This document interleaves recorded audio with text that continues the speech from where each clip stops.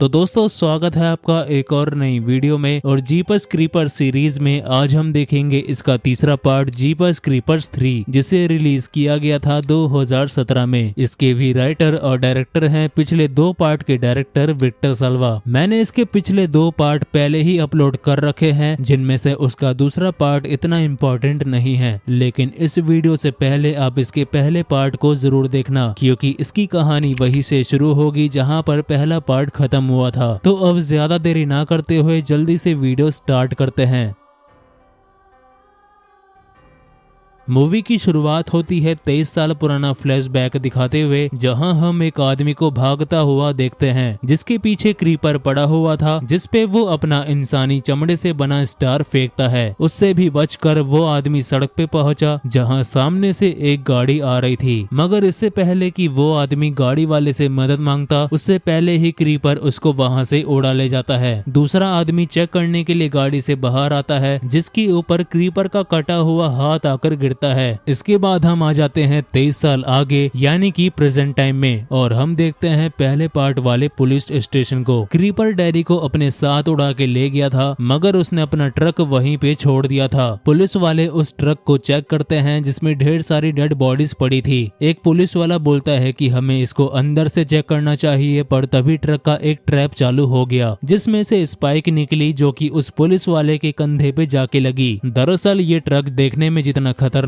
है, उससे कहीं ज्यादा इसके ट्रैप्स खतरनाक थे, क्योंकि इसमें जगह जगह पर ट्रैप लगे थे। उस पुलिस वाले को वहां से हटाया गया, जिसके बाद हम देखते हैं शेरिफ डैन को, जो कि डेविस नाम के ऑफिसर से अपडेट लेता है। इसी बीच बाकी के पुलिस वाले उस ट्रक को चेक कर ही रहे थे कि तभी ट्रक के साइलेंसर में से एक स्पीयर लॉन्च हो गया, जिससे डैन की जान जाते जाते बची। खैर, शेरिफ डेविस को क्रीपर के बारे में सब कुछ बताता है कि वो हर 23 सालों में 23 दिनों के लिए आता है और लोगों को अपना शिकार बनाता है। जब आज से 23 साल पहले भी क्रीपर यहाँ पर आया था, तब डैन का क्रीपर से सबसे पहली बार आमना सामना हुआ था। उस टाइम तो डैन कुछ कर नहीं पाया था, पर इस बार डैन अपनी पूरी तैयारी के साथ आया है और क्रीपर को मारने में डैन के हंटर्स भी उसकी मदद करेंगे। डैन उसे क्रीपर के ट्रक के बारे में बताता है, साथ ही में वो बताता है कि क्रीपर कई हजारों सालों से लोगों को मारता आया है। वो काफी चालाक भी है, क्योंकि वो कहीं भी अपने सबूत नहीं छोड़ता। और यहाँ उसी चर्च की बात हो रही है जिसे क्रीपर ने पहले पार्ट में जला दिया था।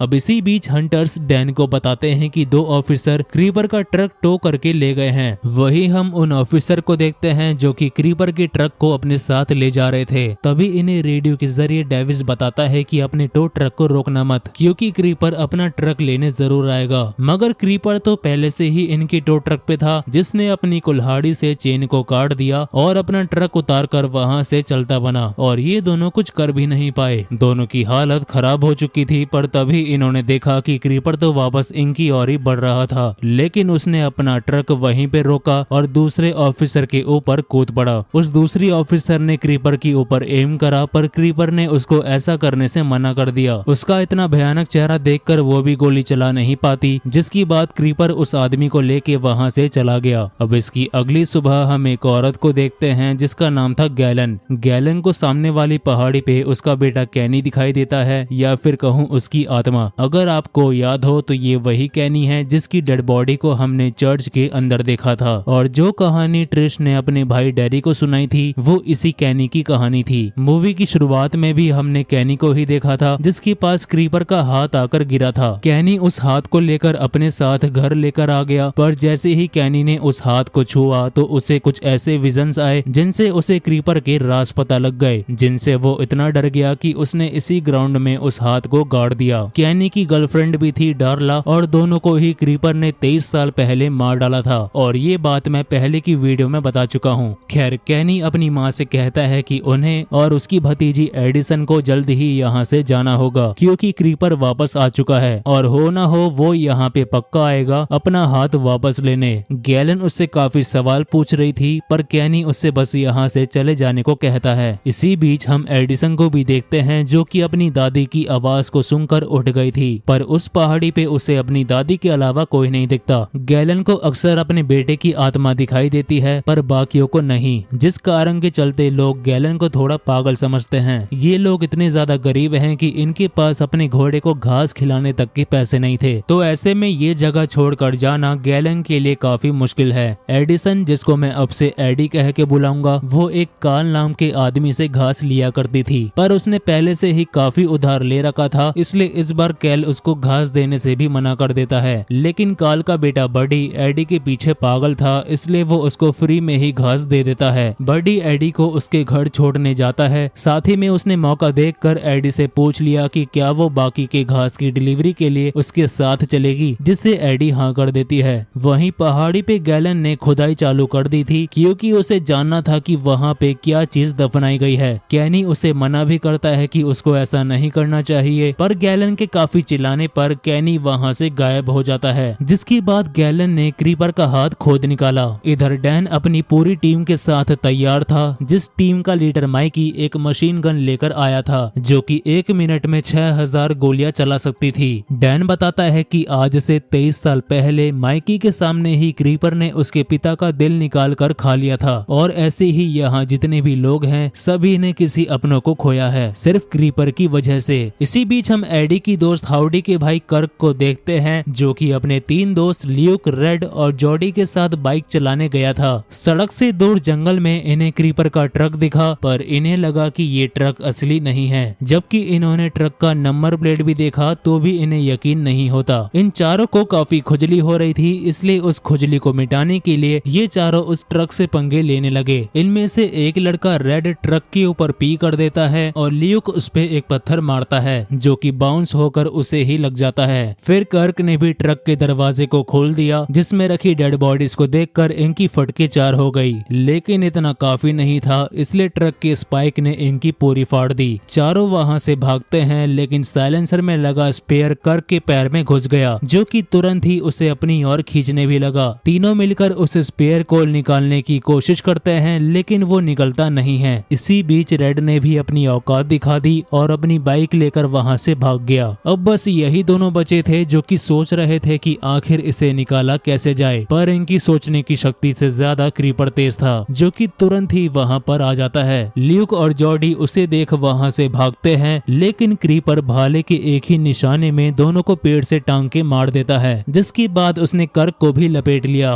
वो वापस अपने ट्रक के अंदर जा ही रहा था कि तभी उसे रेड की स्मेल आ गई। जो भी कार्यक्रम रेड ने इसके ट्रक पे करा था उसकी ये स्मेल क्रीपर को पसंद नहीं आती, इसलिए वो काफी तेजी से उड़ता हुआ जाता है रेड को मारने के लिए। रेड के ही ठीक सामने से डैन और डेविस भी अपनी गाड़ी में गुजर रहे थे, लेकिन इससे पहले कि वो लोग रेड की आवाज सुनते उससे पहले ही क्रीपर रेड को उड़ा ले जाता है। वही गैलन भी क्रीपर के हाथ को निकालकर अपने घर ले आई थी, लेकिन वो हाथ आज भी जिंदा था, जो कि गैलन के हाथ को पकड़ लेता है और उसे हवा में उठा देता है। गैलन की दोनों आंखें सफेद हो गई, जिससे उसे क्रीपर के बारे में बहुत कुछ पता लगा, और इसी तरीके से कैनी को भी क्रीपर के बारे में पता लगा था, पर वो राज इतने डरावने थे कि कैनी ने उस हाथ को गाड़ देना ही सही समझा। पर वो राज क्या थे वो हमें फिलहाल तो बताए नहीं जाते। खैर, एडी बडी के साथ घास की डिलीवरी करने चले गई थी, पर वहाँ इन दोनों ने देखा कि सभी लोग अलग अलग जगह पर छिपे हुए थे। उस जगह का मालिक भी फोन के जरिए बडी को छिपने के लिए कहता है, क्योंकि क्रीपर यहाँ भी आ चुका था।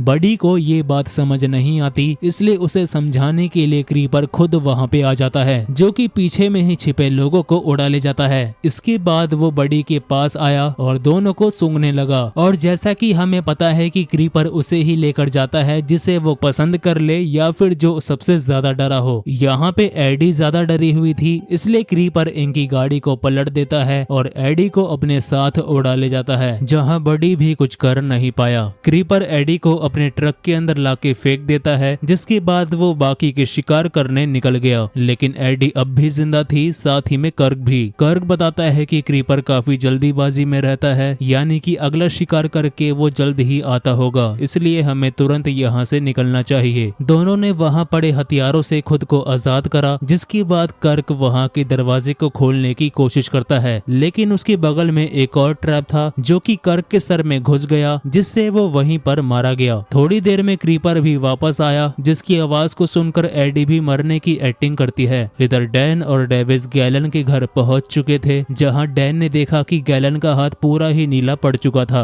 गैलन ने डैन को उस हाथ के बारे में बताया जिसे उसने एक मटके में कैद कर दिया था। डेविस और उसके बाकी के साथी उस हाथ को बाहर निकालते हैं, जहां डैन डिसाइड करता है कि वो भी उस हाथ को पकड़ेगा ताकि वो भी क्रीपर के राज जान पाए। डैन को बाकी के लोग पकड़ते हैं ताकि वो हाथ उसे ऊपर ना उठा पाए। हाथ को पकड़ते ही डैन की आंखें सफेद हो गई और उसे भी काफी कुछ पता लगा। अब वो राज क्या थे वो तो डैन नहीं बताता। उसके बदले में उसने एक प्लान बनाया जिसके हिसाब से ये लोग क्रीपर का पीछा करेंगे। माइकी और उसके साथी अलग रास्ते से आएंगे, डैन और डेविस अलग रास्ते से। फिर जल्द ही इन्हें क्रीपर का ट्रक भी दिख गया, इसलिए डेविस उसके ट्रक के टायर पे शूट करता है। लेकिन ट्रक छोड़ो, ट्रक के टायर ही इतने मजबूत थे कि राइफल की गोलियां उससे टकरा कर वापस आ रही थी। तभी क्रीपर ने एक ट्रैप इनकी ओर फेंका, जिससे दोनों जैसे तैसे बचे। तभी इनके सामने से माइकी भी आ गया, जो कि क्रीपर को देख अपनी मशीन गन लोड करता है। डैन रेडियो के जरिए उसको बताने की कोशिश करता है कि गोलियां मत चलाना, क्योंकि सारी गोलियां ट्रक से टकरा कर वापस आएंगी। पर माइकी भी कहां सुनने वालों में से था, जिसने अपनी मशीन गन चला दी, जिससे सारी गोलियां बाउंस होकर उसे और उसके ड्राइवर को लगी और वो भी मारा गया। इसी बीच एक और ट्रैप क्रीपर ने डैन की ओर फेंका, जिससे दोनों टकरा गए और इनकी गाड़ी पास के खेत में जा गिरी। दोनों ने खुद को संभाला ही था कि तभी क्रीपर भी वहां पर आ गया। डेविस डैन को कवर देता है, जिसका फायदा उठाकर डैन उस मशीन गन के पास चला गया। क्रीपर डेविस की तरफ आता है, लेकिन डैन ने क्रीपर को आवाज देकर अपनी ओर बुला लिया, जहां क्रीपर डैन को पहचान भी जाता है, क्योंकि आज से 23 साल पहले भी क्रीपर और डैन का आमना सामना हुआ था। क्रीपर उड़ के डैन पे अटैक करने जाता है, जहां डैन ने भी मशीन गन चला दी, जिससे क्रीपर का ढेर सारा खून भी निकलता है।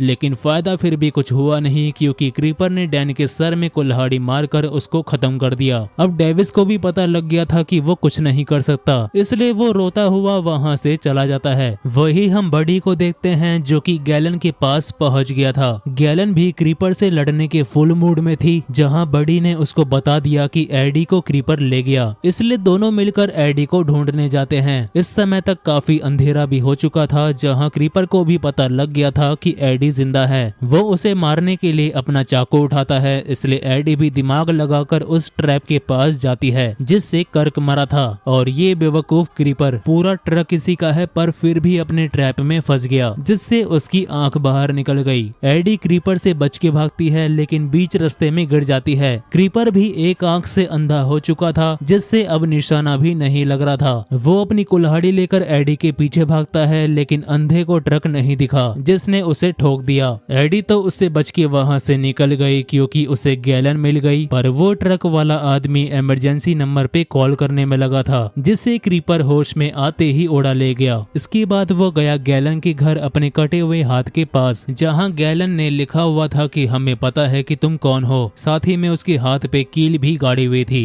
क्रीपर अपने कटे हुए हाथ से कील निकालता है और बाद में उस हाथ को तोड़ देता है। अब अगर इसे अपने कटे हुए हाथ को तोड़ना ही था तो इतनी बकचोदी करने की जरूरत क्या थी। आखिर में वो पागलों की तरह चिल्लाता है, जिसकी आवाज को सुनकर आसमान में उड़ रहे पंछी भी चक्कर खा के नीचे गिर गए। अब इसके बाद हम देखते हैं बडी और एडी को, जिनकी बात बन चुकी थी। बडी को एक स्कूल बस लेने आई थी, क्योंकि उसका बास्केटबॉल मैच था। अब अगर आपने मेरी दूसरी वाली वीडियो देखी है तो आपको पता होगा कि ये वही स्कूल बस है जिसपे क्रीपर ने अटैक करा था, या फिर कहूँ कि अटैक करने वाला है। जब ये सभी बास्केटबॉल खेल के वापस घर आएंगे तब। अब इन बस वालों के साथ क्या होगा वो जानने के लिए आप लोग ये वाली वीडियो देख सकते हो। मगर उस वाले पार्ट में बडी हमें देखने को नहीं मिलेगा, क्योंकि मैच खत्म होने के बाद बडी बॉलेंडर में अपने रिश्तेदारों के घर रुक जाएगा। खैर, इसके बाद हम पहले पार्ट की मेन कैरेक्टर ट्रिश को देखते हैं, जो कि क्रीपर को चैलेंज कर रही थी। ट्रिश कहती है कि वो क्रीपर से बदला लेके रहेगी जब भी वो वापस जागेगा। यानी कि दूसरे पार्ट का जैक और पहले पार्ट की ट्रिश दोनों ही क्रीपर के जागने का वेट कर रहे हैं। अब अगर आपको कंफ्यूजन हो रही है तो मैं अभी क्लियर कर देता हूँ। दरअसल अब भी क्रीपर के पास कुछ दिन बचे हैं शिकार करने के लिए, जिन बचे दिनों में वो इसी स्कूल बस पे अटैक करेगा। लेकिन आखिर में दूसरे पार्ट का जैक क्रीपर को मार के अपने बार्न हाउस में लटका देगा, क्योंकि इसका दूसरा पार्ट इस वाली मूवी का सीक्वल है, यानी कि उसके आगे की कहानी। फिर जैक भी 23 सालों तक वेट करेगा क्रीपर क्रीपर के जागने का। और जैक की तरह ही ट्रिश भी वेट कर रही है अपने भाई का बदला लेने के लिए। और इसी के साथ में ये घटिया मूवी हुई खत्म।